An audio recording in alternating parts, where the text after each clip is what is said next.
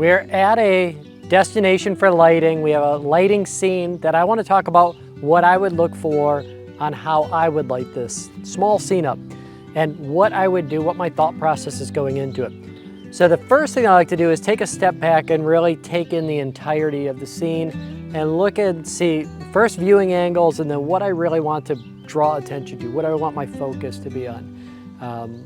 As I took a step back, one thing that's so important for landscape lighting designers is to understand trees. So the tree I have right here is a willow oak. I love willow oaks. They're beautiful trees.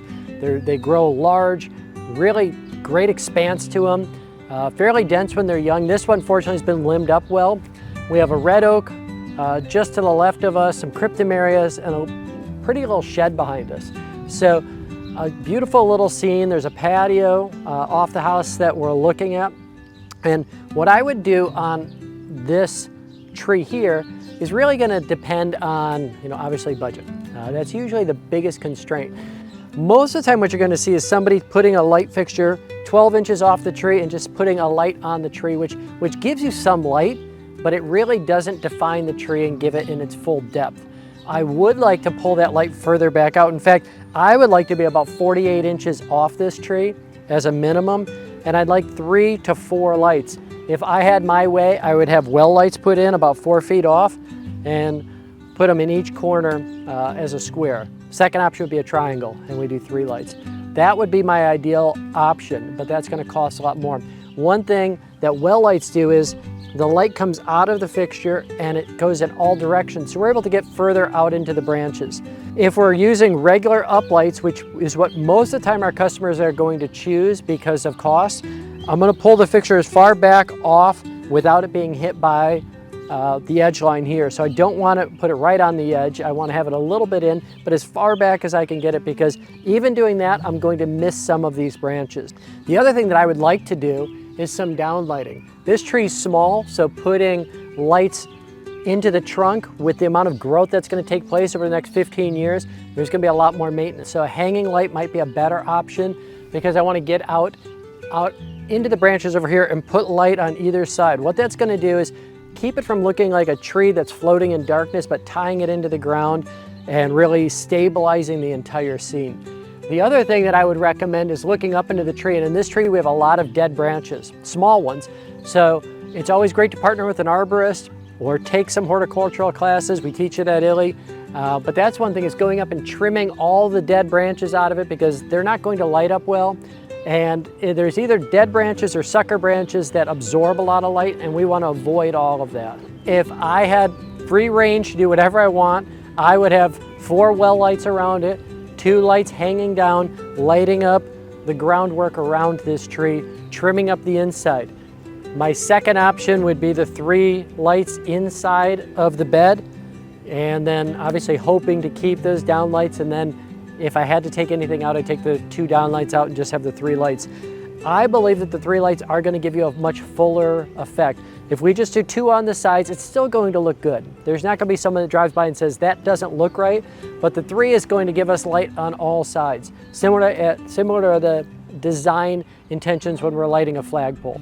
The trees behind this willow oak are 2 cryptomerias. These are adolescent trees, so they have a ton of growth. They're going to grow to about 60 feet tall. They're going to form a dense wall, and they're going to grow really wide and thick. So right now they're fairly open and almost a little scraggly looking. I would still look at some lights around the cryptomerias. The one issue you see is how far the branches are already coming off of that tree. So when we use well lights is where we just don't have anywhere to put it in the grass, and we want somebody not to just put an uplight here that's going to get run over. We go with the well light. The grass guard helps protect the grass from creating a hot spot from the light fixture and the light source. So I would look at a couple well lights, probably to start off, since it's small, as 3. And then finally we have the shed behind us. So I'd want to do something on this. One of the problems is there's a concrete apron. And so we could either go with well lights that are core drilled out. My personal opinion, I would go with lights at the soffit that are just softly downlighting that area. That's what I would do. I think it can look really nice with uplighting. In this instance, I would just have some soft lighting, and keeping in mind, I wouldn't overdo it because these cryptomeria are going to come in and block a lot of that section off, so you're not going to see it from all directions. So that's what I would do in this small little scene here to make this tree bring it to its full potential with lighting. And if I couldn't do it all, I would pre-wire everything, planning for extra growth. If I'm only allowed to have 2 or 3 uplights to start because of budget, I'm gonna pre-wire everything so I can plan to build the rest of the system out as this tree grows. In this lighting scene, the landscape architect really set up the lighting scene beautifully. I love river birch trees. River birch trees, they're an open, airy leaf. They have a light color bark and a lot of texture to the bark. So they just light up beautifully. The other thing that they did, which is really nice, is they gave us a little more space around the tree. So often you have the mulch beds that are put in incorrectly or they're too tight. This space, they gave us a lot of room. So we could actually pull our lights a little further back. I recommend everybody don't go too close to the tree. If you get too close to the tree, what you're gonna find is you're gonna get hot spots on the trunk. The other thing, as we're designing this, is I don't wanna put the lights right on the tree trunks. I actually wanna come between them. What that's gonna do is it's gonna soften the light. Light comes out of a fixture angry, it comes out bright and intense, and so if I put it right on the branch, we're gonna get hot spots on it. Instead, what I wanna do is come between the branches so it has an opportunity to open up and soften. And again, I wanna be at least 30 to 40 inches off of this tree so that we can get as much light up into the canopy as possible. The scene that this is gonna create in the future is this canopy is gonna become dense. And it's gonna form an alea where it's just a beautiful canopy looking through from our viewing angle right through the river birch trees. This is seen from a multiple different viewing angles, but this is the main one I'm considering. And so I want this archway to be built in here. So I would be looking at least 3 uplights on most of these are 3 or 4 branch river birch trees. I'm going between the branches about 30 to 36 inches off. I might consider hex lenses just so you don't see light source from different angles. Then the next part of the scene that I really want to create is the downlighting. I don't want it to look like 6 trees floating in darkness, so we use hanging lights. A lot of questions that people ask of me is, when do I use an SL13, a 23, a 33? General rule of thumb is if you're under 20 feet, you're using a 13. In this instance, I don't want to drill into the river birch tree. I want to hang it off one of the branches and put it at a spot that will hold tightly for a long time. The 33 I use if it's 20 feet to about 35 feet. Anything over 35 feet is when I'm using the 23. But I want to create some soft downlighting in this area, and I can't get as high. I'm probably only going to be about 15 to 18 feet high, which is perfect for the 13, and I don't want to have real defined circles. Instead, I want that light to dissipate.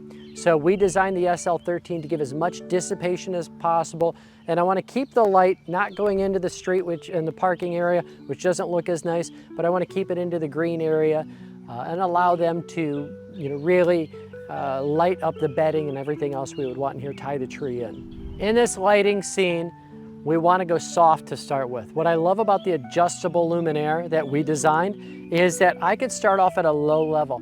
Since we're not going that high and you have a lot of space for the light to travel before it's hitting branches and leaves, I'm probably going to be at that 230 to 350 lumens to start. As these trees get larger, I could bump up the lumens and we don't have to switch anything out. The other thing I'm looking for is a lot of dead branches. Fortunately, these trees have been well kept. So we don't have to go and prune, we don't have to clean anything up. This is really set and ready to go for landscape lighting. And this is going to be a dramatic look. As I stated in an earlier video, looking at your viewing angle first, setting the scene of how people are going to see it, making certain that we're getting the fullness of the trees and the fullness of the object lighted properly, and then making certain we're tying everything in together. So the downlighting and the uplighting combination is really going to tie this whole scene together and create a dramatic look inside of these river birch trees.